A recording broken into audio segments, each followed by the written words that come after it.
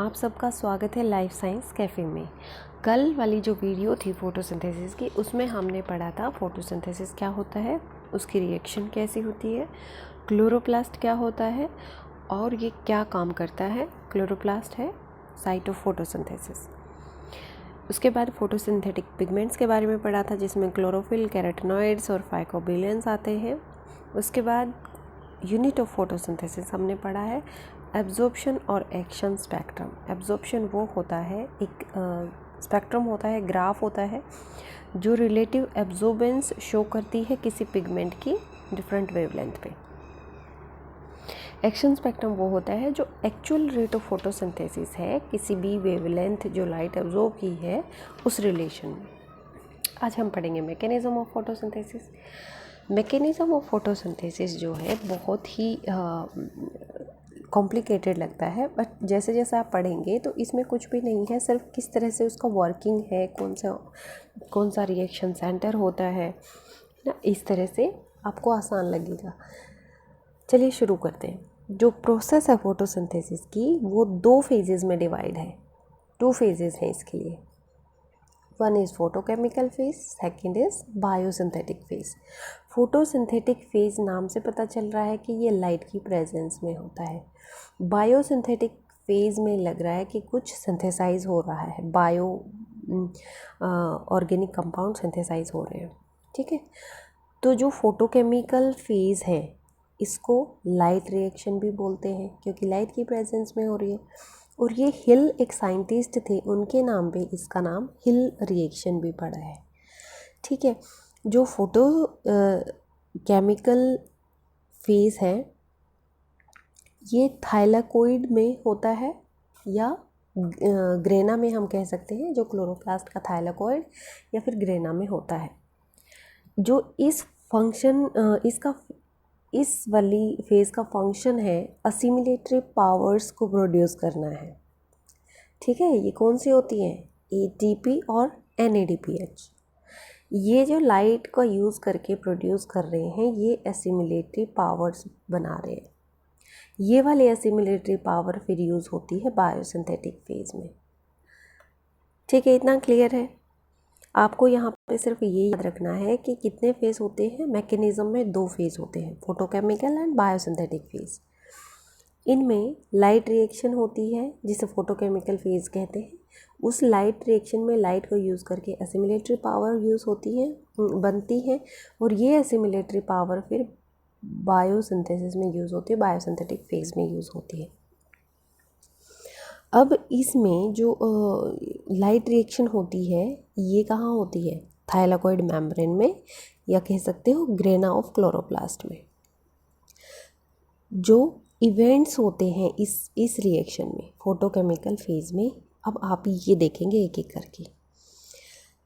सबसे पहले जो होता है, लाइट जो है एब्जॉर्ब होती है। ठीक है, लाइट एब्जॉर्ब होती है किसके द्वारा? लाइट हार्वेस्टिंग कॉम्प्लेक्स की हेल्प से। और ये फोटो सिस्टम फर्स्ट में और फोटो सिस्टम सेकेंड में ऑर्गेनाइज होते हैं। जो मॉलिक्यूल्स होते हैं जो लाइट को एब्जॉर्ब करते हैं वो एक्चुअल में प्रोटीन बेस्ड कॉम्प्लेक्स है। ये लाइट हार्वेस्टिंग कॉम्प्लेक्स क्या है? प्रोटीन बेस्ड कॉम्प्लेक्स है, लाइट हार्वेस्टिंग कॉम्प्लेक्स जिन्हें कहते हैं। और ये ऑर्गेनाइज होते हैं फोटो सिस्टम सेकेंड और फोटो सिस्टम फर्स्ट में, दोनों में प्रेजेंट होते हैं ये लाइट हार्वेस्टिंग कॉम्प्लेक्स। आपने कंफ्यूज नहीं करना है खुद को, क्योंकि इसमें साइक्लिक और नॉन साइक्लिक प्रोसेस होती है। जो आपको लगेगा कि जो नॉन साइक्लिक है उससे लाइट की ज़रूरत नहीं होती, या फिर साइक्लिक है उसे लाइट की ज़रूरत नहीं होती, इस तरह से कुछ कंफ्यूज नहीं है ना। जितना मैं बता रही हूँ उतना एक बार आप ध्यान से सुनेंगे। लाइट एब्जॉर्प्शन का काम किसका है? लाइट हार्वेस्टिंग कॉम्प्लेक्स का। हिल रिएक्शन जो है उसमें इवेंट्स हो रहे हैं कि हम उनको डिस्कस कर रहे हैं। उसके बाद आता है photo system first. Photo system first क्या है? फोटो सिस्टम फर्स्ट है पिगमेंट सिस्टम भी कह सकते हैं इसको, PS से पिगमेंट सिस्टम या PS से फोटो सिस्टम। जो रिएक्शन सेंटर है इस फोटो सिस्टम का वो P700 है। ये क्या करता है? ये एब्जॉर्ब करता है लाइट को जिसकी वेवलेंथ 700 नैनोमीटर होती है। ठीक है, आसानी से याद हो जाएगा क्योंकि P700 में 700 इंडिकेट कर रहा है कि ये इतने नैनोमीटर की लाइट को एब्जॉर्ब कर रहा है। और ये है क्या P? ये रिएक्शन सेंटर है। ठीक है, इसके पास क्लोरोफिल ए होता है, क्लोरोफिल बी होता है, कैरोटेनॉइड्स भी होता है, पर कंपैरेटिवली लेस होता है। किसके कंपैरिजन में? क्लोरोफिल ए और क्लोरोफिल बी के। इसलिए मैंने यहाँ पे कैरोटेनॉइड्स नहीं लिखा। यहाँ पे एक चीज़ आपने ध्यान रखनी है, फोटो सिस्टम फर्स्ट जो है ये साइक्लिक फोटोफॉस्फोरिलेशन में काम करता है। ठीक है, जब आप इसका डायग्राम देखेंगे तो आपको इस तरह से मिलेगा, पी फोटो सिस्टम सेकंड, इस तरह से फिर यहाँ पे फोटो सिस्टम फर्स्ट, और यहाँ पे फिर प्रोडक्ट सिंथेसाइज हो जाते हैं। ठीक है, तो ये क्या है? एक नॉन साइक्लिक प्रोसेस है।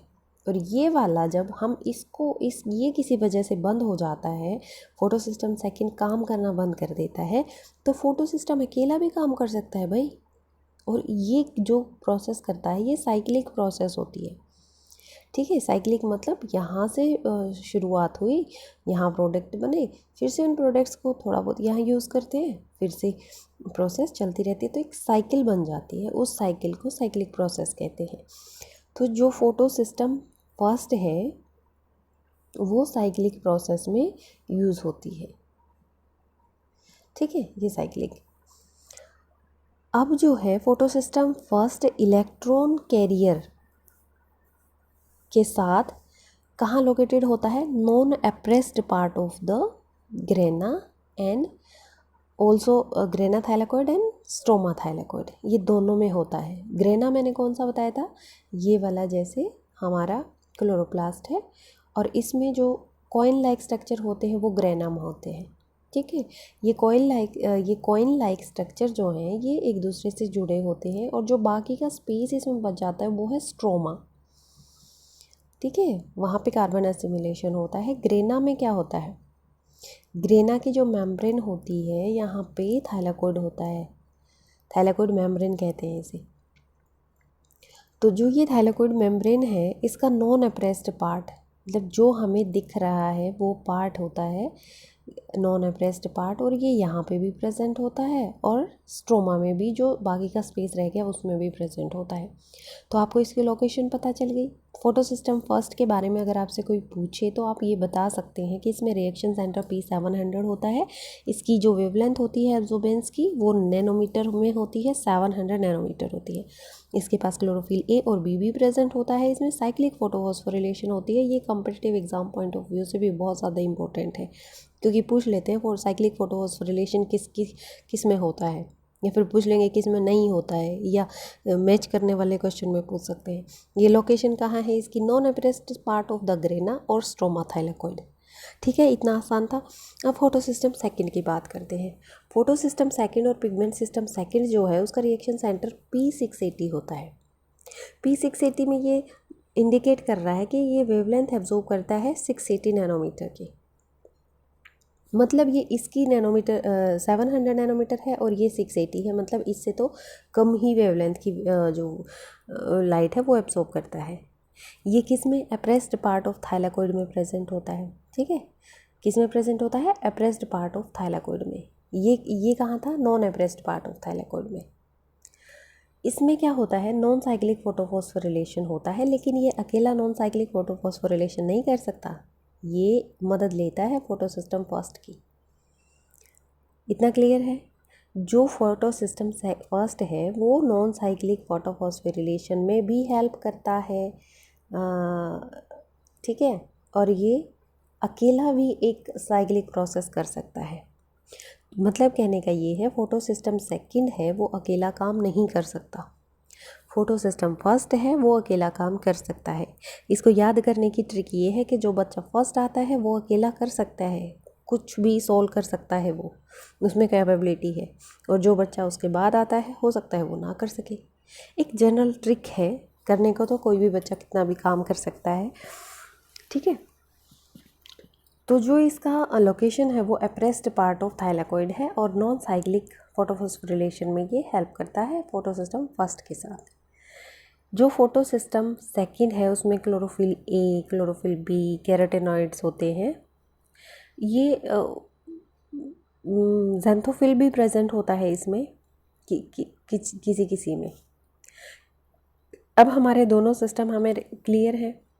उसके बाद आता है फोटोलिसिस ऑफ वाटर, बहुत इंपॉर्टेंट है, बहुत क्वेश्चन आते हैं इसमें फोटोलिसिस ऑफ वाटर में से। फोटोलिसिस ऑफ वाटर की ज़रूरत ही क्यों पड़ी?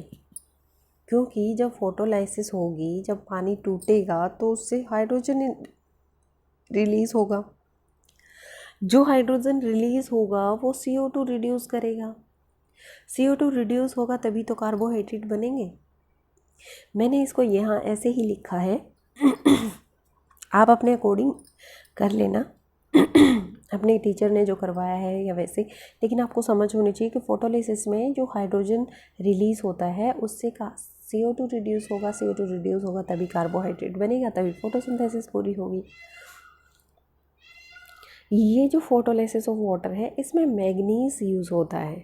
जब आप मिनरल्स वाला चैप्टर पढ़ेंगे तो उसमें आपको बताना होगा कि कौन सा मिनरल, कौन सा आयन क्या क्या फंक्शन करता है। तो मैग्नीज का एक यहाँ पे इम्पोर्टेंस है कि ये मैग्नीज की बेस की फॉर्म में मैग्नीज क्या हेल्प करता है फोटोलिसिस ऑफ वाटर में। ठीक है, अब इसको इस तरह से भी देख सकते हो, CO2H2O, CO2 + 2H2O। क्या किया इसने? लाइट की प्रेजेंस में, क्लोरोफिल की प्रेजेंस में ये बना दिया। ठीक है, अगर हम वाटर मॉलिक्यूल को लाइट दे देते हैं, क्लोरोफिल में जो वाटर प्रेजेंट होता है तो क्या करता है, 4H2O टूट के क्या बनाएगा, 2H2O, 4 हाइड्रोजन। यही तो है सोर्स ऑफ हाइड्रोजन। और ये वाला हाइड्रोजन CO2 रिडक्शन में और कार्बोहाइड्रेट फॉर्मेशन में हेल्प करता है। अब जो डिमॉन्स्ट्रेशन की थी फोटोलिसिस की वो किसने की थी? रॉबर्ट हिल ने।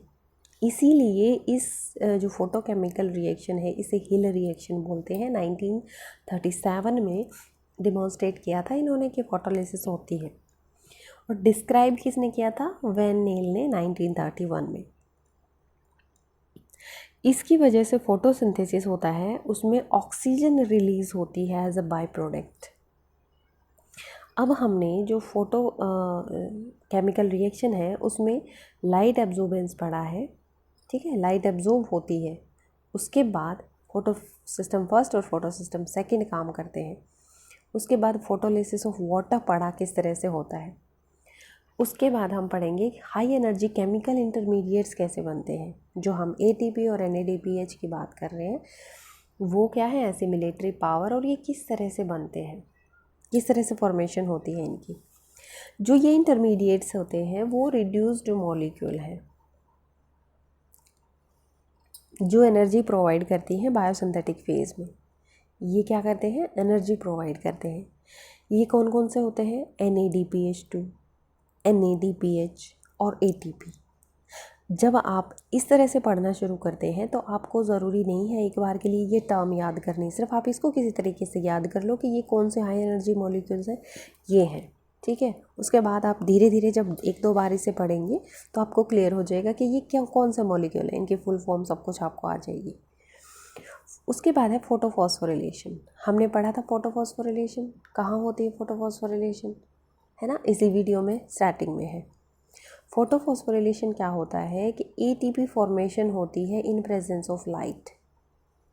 ठीक है, formation of ATP molecule from ADP and inorganic phosphate. Inorganic phosphate को हम इस तरह से लिख सकते हैं H3PO4। In presence of light and chlorophyll A is called photophosphorylation. Clear है? ATP का बनना लाइट की प्रेजेंस में ADP और इनऑर्गेनिक फॉस्फेट से उसे फोटोफॉस्फोरिलेशन कहते हैं। इसकी रिएक्शन ये है,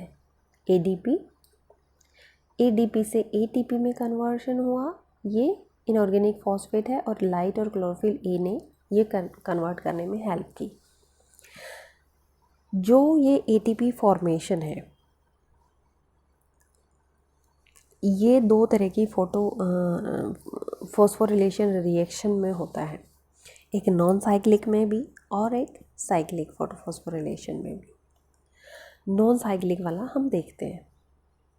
ठीक है, नॉन साइक्लिक में क्या होता है, जो